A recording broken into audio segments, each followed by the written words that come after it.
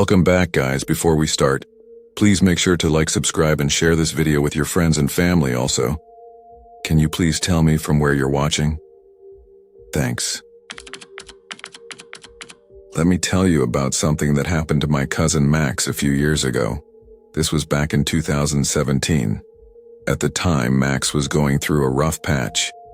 He just quit a job he hated and didn't really know what to do next. He was living in this tiny apartment in Bloomington, Indiana, and honestly, he was just burnt out.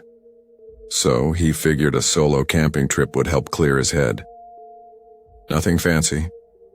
Just a few nights away from people, no phone, no emails, just trees and sky and quiet.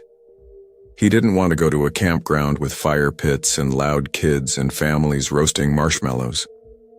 No. Max wanted real quiet. Deep woods, no signs, no neighbors. He was looking for stillness.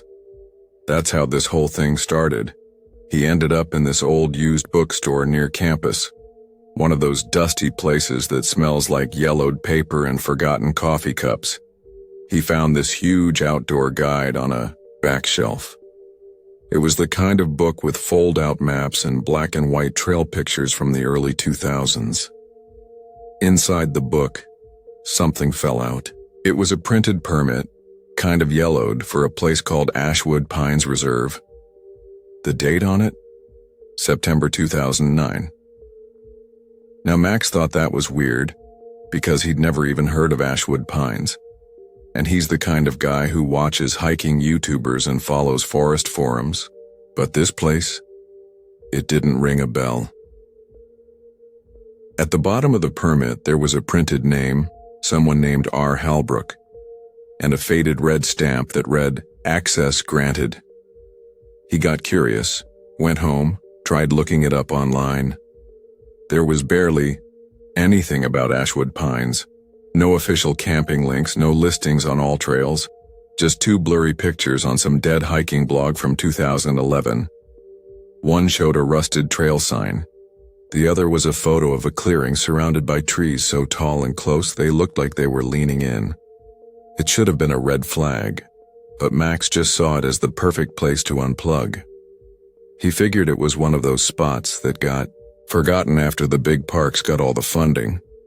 So he packed a bag, reprinted the old permit, and told his roommate he'd be gone for 2 nights. It was a 6-hour drive south. The last hour was dirt roads and switchbacks through thick pine. No other cars, no cell signal, no gas stations, just endless green. There was a sign near what looked like a trailhead. The wood was warped and dark, and the letters were barely readable, but they spelled out Ashwood Pines Reserve. That's when Max started feeling weird. Not scared exactly, just like something was off. The quiet wasn't peaceful. It felt empty. He found a pull-off big enough for his car, then followed the old GPS coordinates on foot. After about 20 minutes of hiking through dense brush, he came to a clearing. Right in the middle of the dirt was a small rusted post with the number 41 stamped on it. Same number as on the permit. No campsite signs, no fire ring, no trash left behind. It was like no one had ever been there. Max set up his tent, boiled water for some noodles, and sat quietly as the sun dipped behind the trees. There were no bugs, no wind, not even birdsong. He remembered thinking, shouldn't there be bugs? But he was tired, so he crawled into his sleeping bag and fell asleep. Then, at exactly 2:46 a.m., he woke up. No sound, just this pressure, like the air outside the tent was heavier than inside. At first he thought maybe he'd dreamed something. Then he heard it. Crunch.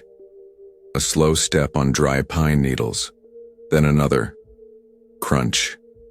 Crunch. Circling the tent. Max didn't move. He just lay, there frozen. His heart was thudding so hard he thought whoever or whatever was outside could hear it. The steps stopped. Silence. He must have dozed off again because the next thing he knew, the sun was rising. The light coming through the tent made everything look soft and normal again. He unzipped the flap and stepped out. The clearing looked the same, but then he saw his backpack. The top was unlatched. Max always latches it. Always. Still, maybe he forgot. He checked inside. Nothing missing. But things were different. His food bag was no longer in the tent where he left it. It was sitting, just outside, sealed and untouched. Not chewed, not torn, just moved. Then he noticed his flashlight was gone. He searched the tent, dug through his bag, checked his shoes, checked under the tent. It was nowhere. It wasn't stolen. It was gone. Like someone had taken it, looked at it, and decided to take just that. That was when his stomach turned. Something had been there. Someone. But Max didn't leave. He told himself he was overreacting. It was probably just an animal, or he moved stuff in his sleep. He'd driven all the way here. One weird night wasn't going to ruin his trip. He stayed. That afternoon he didn't explore. He sat near the tent and read. Ate. Tried to stay calm. Before sunset, he zipped everything tight. This time he kept his phone, spare flashlight, and backup battery in his sleeping bag with him. Around midnight, it happened again. Not footsteps this time, just a single tap on the side of the tent. Max said it wasn't loud, just firm enough that you'd know it was real, like someone pressing a finger into the fabric. Then nothing. He didn't move. He didn't breathe. He just stared at the ceiling of the tent, eyes wide open, praying for morning. At some point he must have blacked out because when he opened his eyes again, the sky was getting light. He checked his gear right away. Everything was where it should be, except for one thing, the flashlight that had gone missing. It was back. It was sitting just inside the tent flap, right on top of his boots, like someone had placed it there carefully. Max didn't even roll up the tent. He just stuffed it in the trunk, heart racing, eyes scanning the trees the whole time. When he got to the car, it was locked just like he'd left it, except the glove box was open. And the permit, the one he'd folded and left there, it was sitting on the driver's seat. That's when he got in, slammed the door, and peeled out of Ashwood Pines without looking back.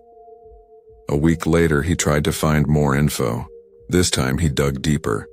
He found an old PDF from the State Forestry Archive, buried in a zip file on some old department site. It listed Ashwood Pines as permanently closed, January 2010. Why? Lack of oversight and unresolved incidents. Unresolved incidents? Then on a deep wilderness forum, Max found a post from 2015. Someone had asked about Ashwood Pines. Only one reply. It said, "Don't go there. Too many people went missing. They stopped looking after 2009. The same year on the permit. Max never went camping alone again, and he never figured out who or what was out there. But he swears he wasn't alone. And whatever it was, it wanted him to know."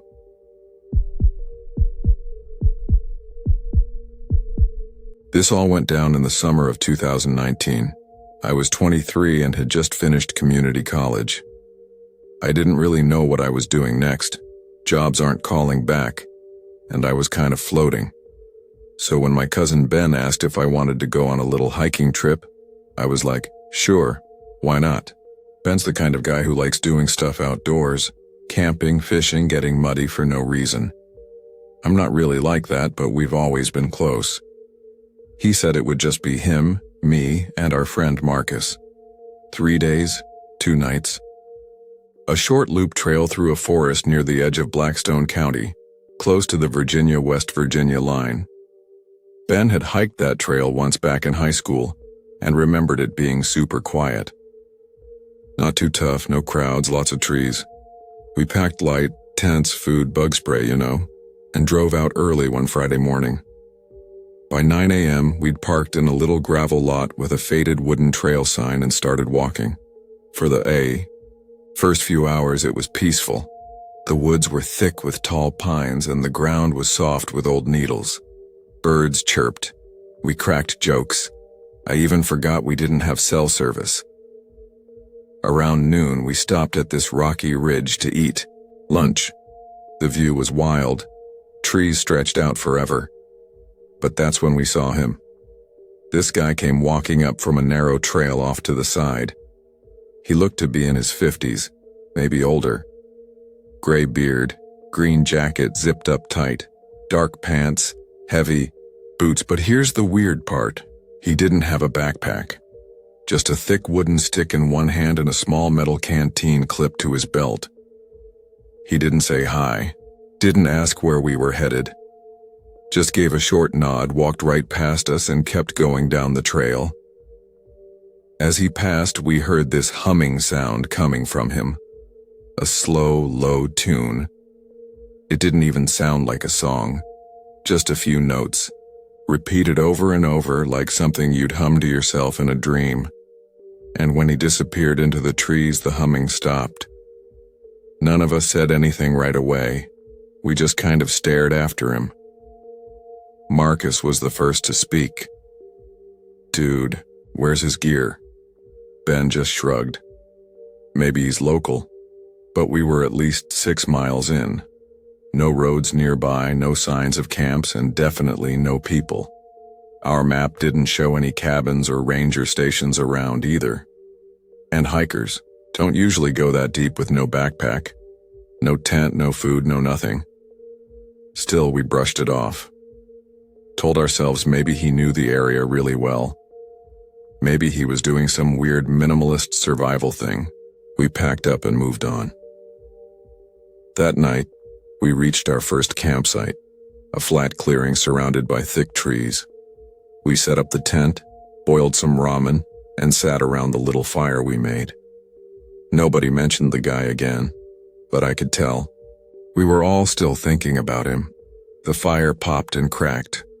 Every now and then I thought I heard footsteps in the woods, but it might have just been animals, or my brain messing with me. The next morning, we got moving again and hiked to this small ranger outpost near a lake. It looked abandoned, just a rundown wooden shack with peeling paint and a couple of rusty water pumps outside.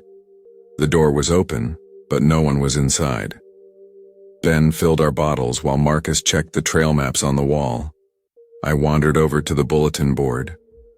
Most of the papers were old, warnings about bears, a lost dog poster.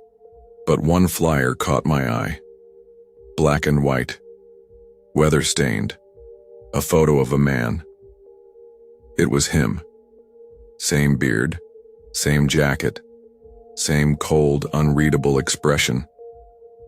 His name was Alan Rowe.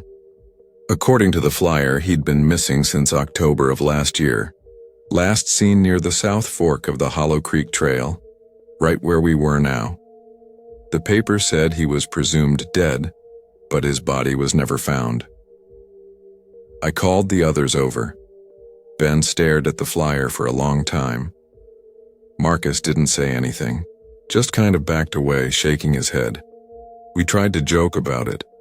Told ourselves it had to be a coincidence, just someone who looked like him. That night, we didn't make it to the next campsite on the map. The sun started going down early and the trail narrowed into thick woods. So we found a spot off to the side. Not ideal, but it was getting dark. There was barely enough room to set up the tent, and the ground was cold and damp. We skipped the fire. I couldn't sleep. I just lay there listening to the wind. Then, somewhere in the dark, I heard it again, humming. The same slow, steady tune. It was faint at first. Then it got louder, closer. It circled the tent. Slow footsteps in the leaves. One step, pause, another step.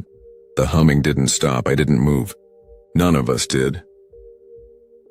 Then the humming stopped right behind the tent. Dead silent. No crickets, no wind. Just stillness. And then, nothing.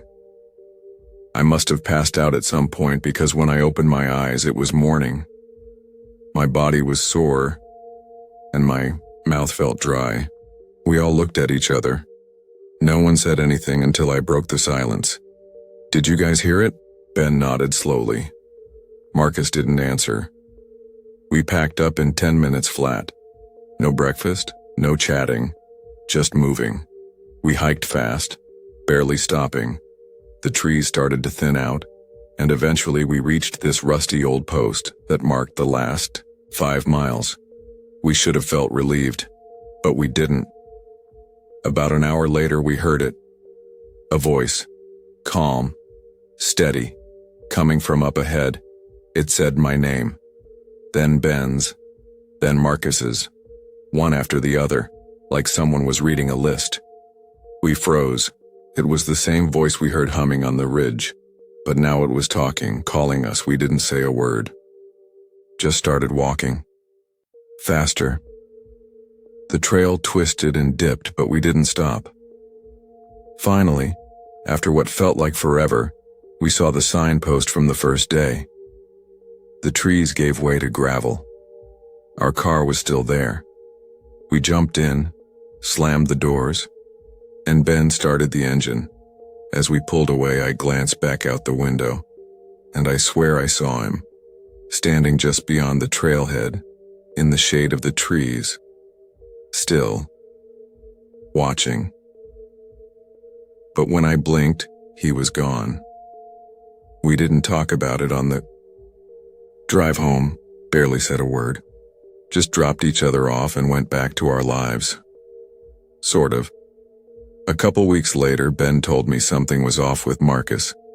He stopped answering texts, didn't show up to anything. Ben went to check on him and said he looked awful, pale, tired like he hadn't slept in days.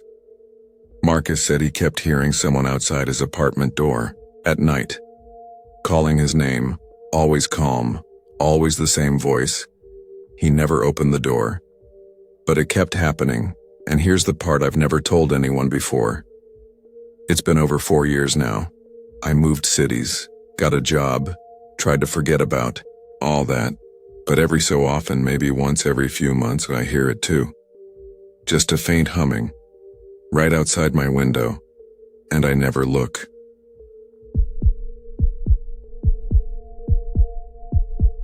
Let me tell you about something that happened a few years back. It's one of those stories I don't usually bring up unless someone asks me, "What's the creepiest thing that ever happened to you?" This happened in 2019, when I was 23. I had just moved to a quiet little neighborhood in a place called Willow Creek. It was a sleepy, mostly residential town, with rows of old brick apartment buildings, the kind where the walls are thin, and the hallways always smell like someone else's. Dinner. I found a small one-bedroom unit on the second floor of a building my cousin Eric lived in. He helped me get a good deal on it, and since we'd always been close, it felt safe. For the first several months, nothing strange happened. I was working, from home, doing freelance graphic design and mostly kept to myself.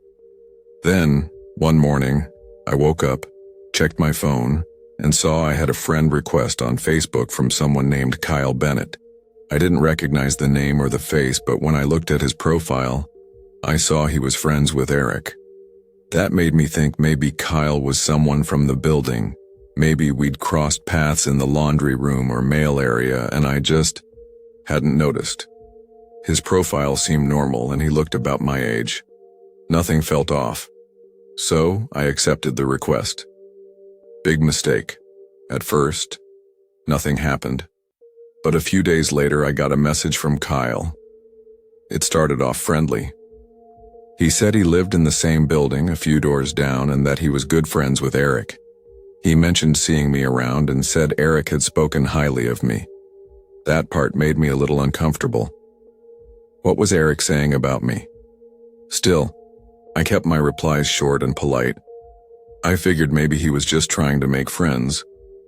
But something about it felt off. He was a little too familiar for someone I didn't know, and the way he worded things made it sound like he already knew more about me than he should. Then it got weirder. Eric came over one day needing help with his Facebook account. He always struggled with tech stuff, and I was used to walking him through it. I logged in for him on my laptop. As soon as his Facebook loaded, a chat box popped up in the corner. It was from Kyle. The message looked like it was part of a longer conversation, but all the earlier messages had been deleted. It read something like, "Let me know if she says anything yet." That was it. I just stared at the screen. "Who's Kyle?" I asked casually, not letting on that I'd already been talking to him. "Oh, he lives down the hall," Eric said. "Nice guy. Quiet." I didn't tell him I'd gotten a message. I didn't want to jump to conclusions, but that message, it made my skin crawl. It felt like I was part of some weird plan, and I hadn't agreed to be. After that, I stopped responding to Kyle's messages. I never said anything rude, just stopped replying altogether. A few weeks went by. I thought maybe he'd taken the hint. Then one afternoon, I was getting ready to head to the grocery store. I opened my front door, and a small box of chocolates fell onto my feet. Someone had looped the bag around my doorknob. No note, no explanation. I stood there in the hallway looking around. Nothing but silence. At first I thought maybe it was a mistake or maybe a neighbor's kid playing a joke. I brought the chocolates inside but didn't eat them. Something about it felt wrong. A few days later I opened my door again, and this time someone had left a tiny potted plant. Like before, it was sitting neatly in front of my door, but this time there was a sticky note attached to the pot. It said, "You look even prettier when you're thinking." That's when I got scared. I hadn't told anyone about the chocolates. I hadn't posted any photos or hinted at anything online. And that message, it wasn't cute, it was personal. It meant someone was watching me closely enough to pick up on how I looked in moments I didn't even notice myself. I kept my lights off more. I double-checked my locks. I started carrying pepper spray in my jacket pocket. And then, he messaged me again. "Kyle." Right after the second gift. This time he just said, "Did you like the plant? Thought it suited your vibe." I didn't reply. I didn't even open the message. The next few days I barely slept. Every little sound outside my apartment made me freeze. I kept the curtains closed even during the day. I stopped going to the laundry room at night. But it didn't stop. A week later I opened my mailbox and found a stack of small folded notes. Each one had a little poem. 4 lines, scribbled in shaky handwriting. They were all about love. Some sweet. Some disturbing. One said, "You breathe like sunlight through the trees. I wait outside, no one sees. One day you'll see we're meant to be. Just open up and notice me." Each note had a date in the corner, and that's when I realized something even more disturbing. There was one for every single day of that month.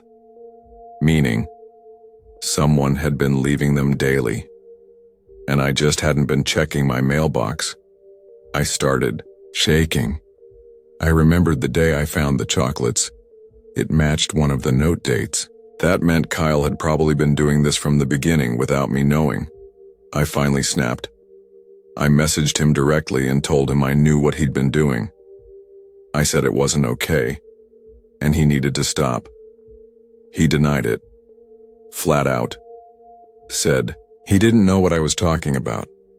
Said I must have confused him with someone else. Even when I described the gifts and the notes, he kept denying it. He acted hurt even. But after that message, it all stopped. No more notes. No more weird gifts, nothing. I still don't have solid proof it was him. But the timing was too perfect. I never told anyone else, and the fact that it all ended right after I confronted him says a lot. Now it's been 3 years.